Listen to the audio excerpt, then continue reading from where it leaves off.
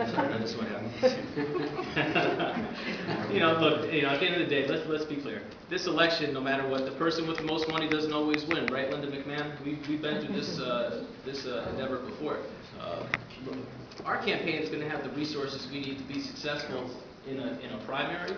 So be it on September 10th, and we'll have the resources we need to go out and fight a very competitive general election race this November. Round numbers, all that stuff remains to be seen. As my colleagues will probably attest to, we're all actively, doing our part to make sure we have the amount of dollars to run competitive campaigns here. But I'll tell you this, I'm not shy about my passion for this city. I'm not shy about the opportunity that we have in this election to change course for the first time in a long time. I'm not shy about the opportunity to present myself to get more people involved in the things that potentially can happen here in Norwalk. So I'll reach far and wide. Every corner of this world, if they're on my call time list, they will be getting called and asked to do their part to make a contribution to our efforts here because I believe in it.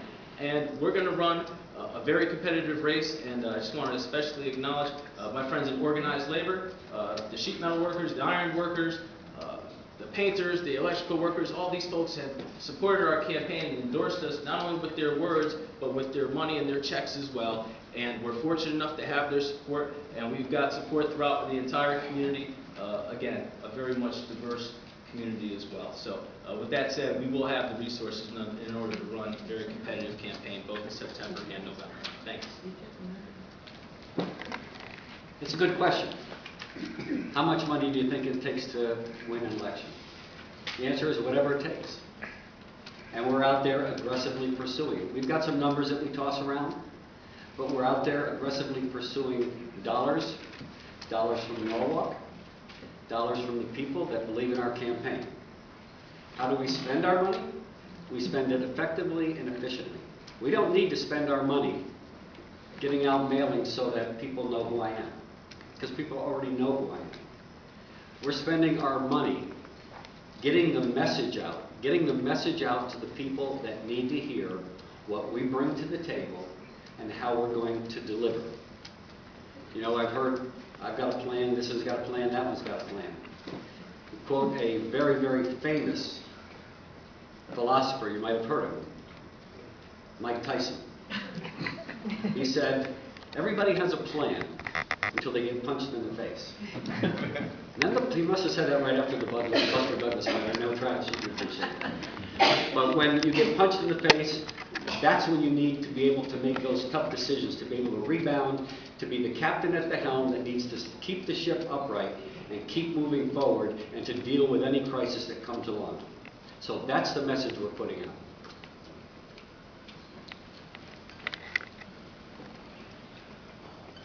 Let's see. My calculations last time, the amount of money we need to raise is more than we raised last time.